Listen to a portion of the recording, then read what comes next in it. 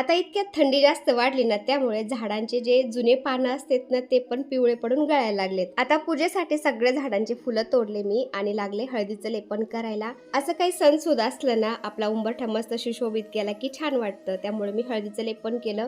Ready रांगोळीने मस्त उंबरठा असा सजवला आणि धूपदीपांचा सुगंध दरवळत होता छान. त्यानंतर मी घरातली पूजा पण केली आणि चंपाषष्ठीच्या पूजेची मांडणी पण केली मी. त्यानंतर मी नैवेद्य बनवायला लागले. वांग्याचं भरीत, बाजरीच्या भाकरी, बाजरीच्या पिठाचे वाफेवरचे दिवे पण बनवायचे असतात, कारण नागदिवे म्हणतात याला ना.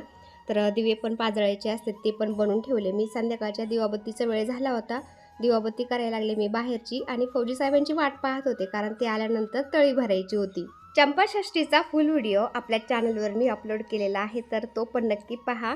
फौजी साहेब ड्युटीवरून आल्यानंतर फौजी साहेबांनी मुलांनी तळी भरली. तर चंपाषष्ठी अशी साजरी केली आम्ही.